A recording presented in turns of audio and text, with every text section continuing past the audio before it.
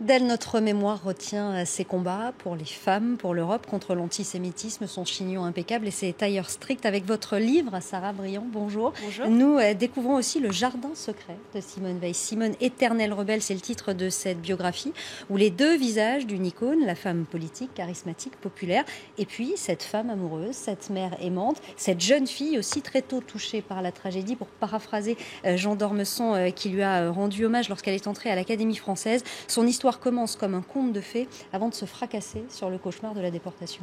Exactement.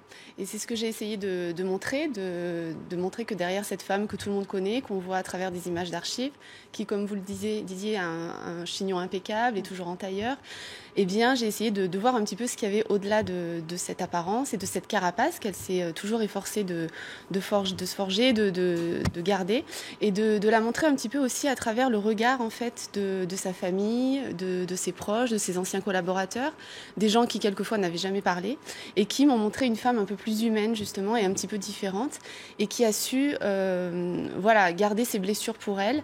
Et en tout cas, qui a toujours ce côté assez avec beaucoup de pudeur et qu'elle a essayé de cacher, mais en tout cas que eux essaient de raconter. Elle garde ses blessures pour elle les garde avec elle aussi, à ce matricule 78 651, numéro qu'elle garde gravé dans sa chair, comme les odeurs de camp dans sa mémoire. Souvenir que très longtemps, elle va ne pas partager, en tout cas, elle le fera qu'avec ses camarades de déportation. Ça va rester secret pendant un long moment. Oui, c'est quelque chose qu'elle a gardé pour elle. Et comme elle le dit, il y a une phrase qu'elle déteste entendre, c'est quand les gens disent « je comprends ce que vous avez vécu ». Et elle dit qu'effectivement, non, quand on a vécu l'expérience d'Auschwitz, on ne peut pas comprendre. Et cette expérience-là, elle n'a pu la partager effectivement qu'avec sa sœur Milou, avec qui elle est rentrée de déportation. Et donc, c'est vrai qu'elles avaient des rendez-vous secrets comme ça, un petit peu chaque semaine. Et puis, c'est amies survivantes qu'elle va rejoindre en cachette au volant de sa Fiat 500 sans que son mari le sache, même s'il s'en doute. Tout à fait. Il y a Ginette Kolinka et Marceline Loridan, ainsi que Paul Schaffer, qu'elle voit aussi de temps en temps. Et c'est avec eux qu'elle partage jusqu'à aujourd'hui, parce que ce sont des amis qu'elle voit toujours et avec qui elle peut partager cette expérience-là et ces moments indicibles qu'elle a racontés très tard en fait à sa famille. Et publiquement, elle n'ouvrira la porte que quelques mois après avoir défendu cette loi à l'Assemblée en 1974, la loi pour la légalisation de l'IVG. Mais cette blessure lancinante des camps et de la déportation, elle explique aussi pourquoi elle s'est engagée et pourquoi elle a choisi tel ou tel combat. Oui, exactement. C'est vrai que pendant le débat à l'Assemblée nationale, quand elle a porté la loi sur l'IVG, elle a eu de nombreuses attaques qui ont commencé donc par des attaques personnelles. Et puis au fil des heures de ce débat qui a été assez douloureux, il y a eu des attaques antisémites assez dures. Et c'est quelque chose qu'elle a gardé en elle. Et c'est vrai que lorsqu'elle a porté ce projet de loi et que les journalistes ont commencé à s'intéresser à elle dans les années 75-76 et qu'elle a commencé à donner des interviews, elle a laissé petit à petit laisser cette part d'ombre un petit peu émerger, mais en donnant quelques clés, quelques indices. Et ce n'est que bien plus tard qu'elle en parlera. Mais c'est vrai qu'elle en parlera jamais vraiment d'elle-même, en fait. Et les gens, par pudeur aussi, n'osaient pas vraiment lui poser la question. Même ses petits-enfants me disaient qu'ils n'osaient pas, en fait, l'interroger. Et donc, c'est avec eux qu'elle a justement initié aussi ce voyage à Auschwitz en 2004. Donc, c'était assez tard, finalement, près de 60 ans après la déportation, qu'elle les a emmenés sur les lieux pour leur raconter. Un moment très, très émouvant d'ailleurs d'échange avec ses petits-enfants. Parallèlement à cette carrière qui se dessine, se confiant, elle construit également sa vie de femme. De retour des camps, elle rencontre Antoine Veil, il la fait rire, il la sauve du désespoir et devant eux, 67 ans de vie commune. Exactement, c'est une très belle histoire. C'est son grand amour, c'est l'homme qu'elle a rencontré au retour en fait des camps. Elle est partie en vacances à la montagne faire du ski avec des amis de Sciences Po. Elle a rencontré ce jeune homme qui était assez fasciné par son regard, sa beauté extraordinaire et ce regard qui cachait justement une blessure. Et ils ont tout de suite eu une famille. Pour elle, c'était assez important en fait au retour des camps aussi elle qui avait perdu la plupart de sa famille en fait, presque tous les membres de sa famille, son père, sa mère, son frère, et qui perdra après l'une de ses sœurs.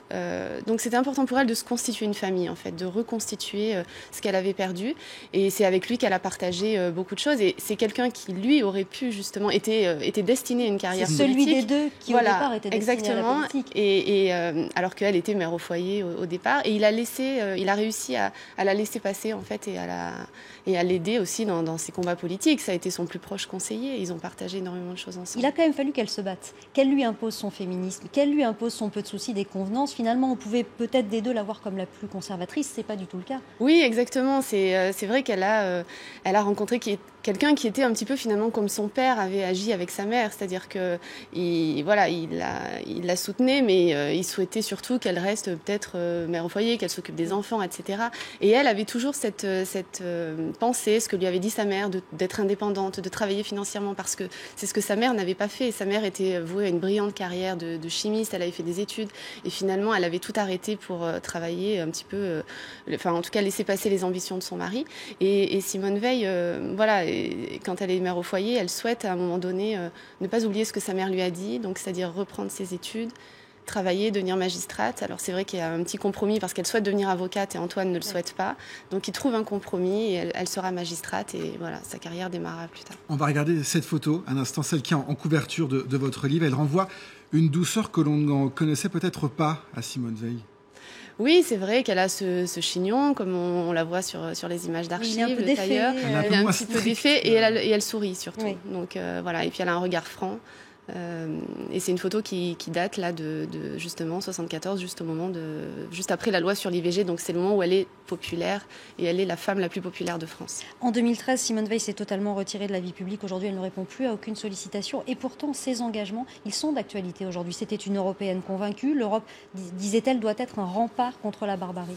Oui, exactement. Alors, c'est vrai que sur l'IVG, il y a encore aussi, c'est un débat qui revient régulièrement. Sur la paix en Europe, c'est quelque chose qu'elle a porté, effectivement, donc qui est toujours d'actualité. Et la lutte contre l'antisémitisme, bien entendu, donc on en parle encore aujourd'hui. Et puis, il y a aussi ce devoir de mémoire, c'est-à-dire tout ce qu'elle souhaite transmettre, et c'est ce qu'elle a essayé de faire, et qui est aujourd'hui porté aussi par d'autres personnes, comme Marceline, son amie, qui en parle encore, qui va encore beaucoup dans les écoles, qui en parle publiquement. Et comme le dit Marceline, comme elle me l'a dit, et comme je le dis dans le livre, elle dit après nous, voilà, qui va parler de ça en fait. Donc c'est aussi ce témoignage de ses proches, c'est aussi finalement un témoignage pour l'histoire. Merci beaucoup Sarah Briand d'être venue sur le plateau de LCI Matin. Unique Simone Veil, unique. Exactement.